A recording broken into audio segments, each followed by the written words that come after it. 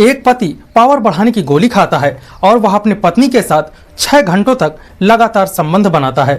जब उसकी पत्नी की मौत हो जाती है तो उसकी लाश को वह घसीटते हुए पड़ोस के ही एक लड़के के घर ले जाता है और उसी के बेड पर उसकी लाश को छोड़कर चला आता है। दोस्तों, ऐसा क्या हुआ था जो इस आदमी ने अपनी पत्नी के साथ ही ऐसा करके पड़ोसी के घर पर छोड़ दिया? दोस्तों, आइए जानते हैं इस पूरे घटनाक्रम को। दोस्तों, यह सच्ची घटना है छत्तीसगढ़ की।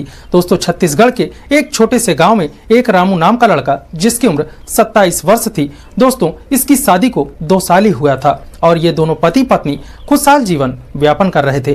दोस्तों, रामू के काम की बात करें तो यह दिहाड़ी का काम ही किया करता था और इधर उधर से यह मजदूरी करके अपना परिवार का पालन पोषण किया करता था। दोस्तों, शादी के 1 साल बाद ही इनको एक बेटी होती है और दोस्तों उसके कुछ दिन बाद ही जो रामू होता है वह अपनी पत्नी से झगड़ा करने लगता और कहता कि जो पहले जैसे तुम्हारी खूबसूरती थी अब वह नहीं रही, अब तुम जो पहले थी अब वो नहीं रही हो।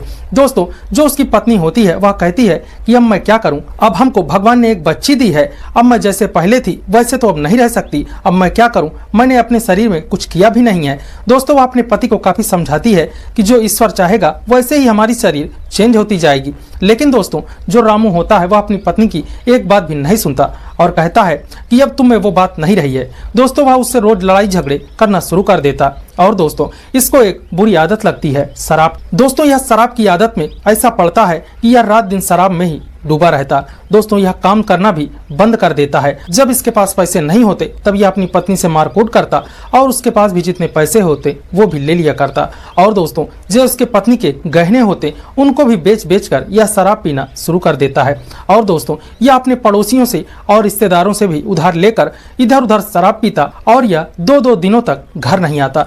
दोस्तों, पत्नी भी इधर बहुत ही परेशान थी। वह अपने पति को काफी समझाती लेकिन ये नहीं समझता और कहता कि अब तुम में वो बात नहीं रही है, अब तुम मेरे पत्नी के लायक ही नहीं हो। यह शराब और अपनी पत्नी के साथ मारकूट करता। दोस्तों, धीरे धीरे इसी तरह से जब यह सिलसिला चलने लगा, दोस्तों जब यह 2 से 3 दिनों तक घर नहीं आता, शराब पीकर बाहर ही पड़ा रहता, तब दोस्तों इसकी पत्नी की नजदीकियां पड़ोस में ही रहने वाले एक लड़के के साथ हो जाती है। दोस्तों, इन लोगों की नजदीकियां इतनी ज्यादा हो जाती हैं कि एक दूसरे से संबंध स्थापित करना शुरू कर देते हैं और दोस्तों जो पड़ोस का लड़का होता है वह इसकी पत्नी की हर एक जरूरतों को पूरी करने लगता है। दोस्तों, जो पड़ोस का लड़का होता है इनके घर की हर एक जिम्मेदारी को वह उठाने लगता है और दोस्तों इसके पत्नी को वह पैसे देता और खर्चे पानी के लिए भी हर प्रकार की जो भी जरूरतें होंगी वह सब पूरी करने लगता। दोस्तों, फिर इसकी खबर मोहल्ले में भी लगने लगती है कि जो रामू की पत्नी है वह मोहल्ले के ही एक लड़के के साथ संबंध बनाती है और ये लोग साथ में ही रहा करते हैं। दोस्तों, जब यह बात रामू को पड़ोसियों द्वारा पता चलती है तब रामू ये बात को नहीं मानता और कहता है भले ही मैं शराब पीता हूं लेकिन मेरी पत्नी मेरे साथ ऐसा धोखा नहीं कर सकती और वो किसी और के साथ ऐसा नहीं कर सकती। दोस्तों, उसको अपनी पत्नी पर बेहद ही विश्वास था। दोस्तों, फिर इसी तरह से रामू एक दिन शराब पीकर 2 दिनों तक घर नहीं आता और दोस्तों वह रात के समय जब घर लौटता है तब वह देखता है कि उसकी बच्ची जो है वह बेड पर अकेले बैठी चिल्ला रही है। दोस्तों, वह अपनी बेटी को उठाता है। फिर दोस्तों उसके दिमाग में यह बात आती है कि कहीं जो मेरे पड़ोसी ये बताते हैं यह सच बात तो नहीं है।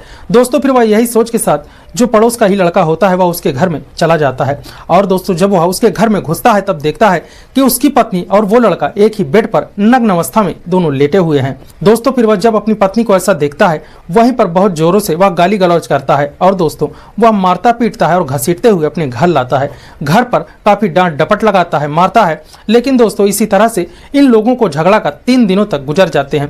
दोस्तों, यह 3 दिनों तक इसी तरह से झगड़ा करते रहते हैं और यह अपनी पत्नी को मारता पीटता रहता है कि तुमने ऐसा क्यों किया।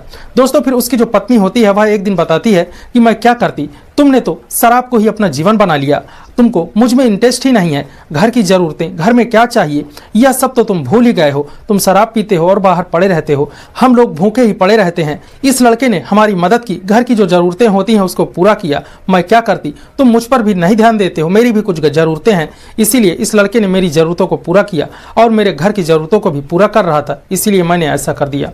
दोस्तों, जब उसका पति ऐसी बातों को सुनता है तब दोस्तों वह कहता है कि तुमको घर की जो जरूरतें होती थी तुमको मुझसे बताना चाहिए था, लेकिन अगर घर की कुछ जरूरतें होंगी तो वो लड़का तुम्हारी जरूरतें पूरी करेगा, फिर मैं कौन हूँ।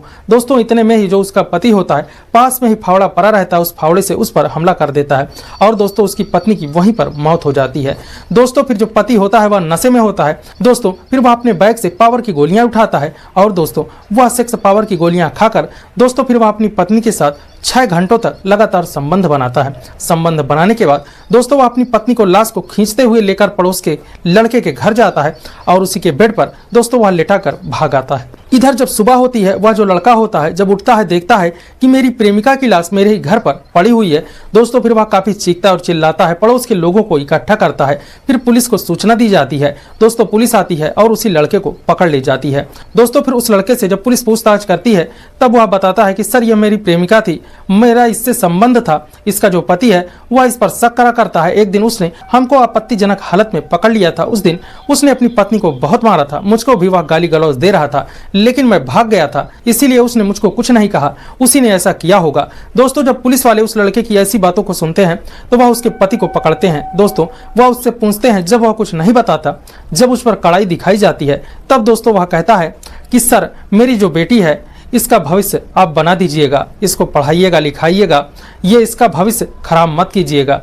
दोस्तों फिर इतना कहने के बाद वह बताता है कि सर ये जो लड़का है यह मेरे पत्नी के साथ अवैध संबंध में था। इसने मेरे सामने ही मेरी पत्नी से संबंध बनाया, इसीलिए मुझे गुस्सा आया और मैंने अपनी पत्नी को मारकर इसके घर पर छोड़ दिया कि मुझ पर कोई शक न करे। दोस्तों फिर पुलिस वाले उस पर काफी गंभीर धाराएं लगाते हैं और उसको जेल में भेज दिया जाता है। तो दोस्तों इन लोगों में किसकी गलती थी? दोस्तों इसमें तो पति पत्नी दोनों की ही गलती थी, क्योंकि अगर पति शराबी था, वह जुआ खेलने लगा, दारू पीने लगा, लेकिन पत्नी को समझना चाहिए, पत्नी को उसे समझाना चाहिए। ये नहीं कि अगर पति बेकार हो गया, गलत संगति में पड़ गया, तो पत्नी भी उसी संगति में चली जाए, गलत करे, दूसरे के साथ अवैध संबंध बनाकर अपना पेट भरे। लेकिन दोस्तों उसका जो पति था वह तो और नालायक था। उसने शादी की, जब शादी के 1 साल बाद उनको बच्चा हुआ, तब चाहे जो हो शारीरिक बदलाव तो थोड़े बहुत होते ही हैं, लेकिन उसने अपनी पत्नी को ही एकदम से छोड़ दिया। दोस्तों जो हर प्रकार की औरतों की जरूरत होती है उसको भी उसे समझना चाहिए, पूरा करना चाहिए। घर पर हर प्रकार की जरूरतें होती हैं और पत्नी ने अपनी जरूरतों को पूरा करने के लिए दूसरा रास्ता अपनाया। तो दोस्तों इस पूरे घटनाक्रम को आपकी जो भी राय हो, आप जो सोचते हो, अपनी राय हमें जरूर दीजिएगा। धन्यवाद।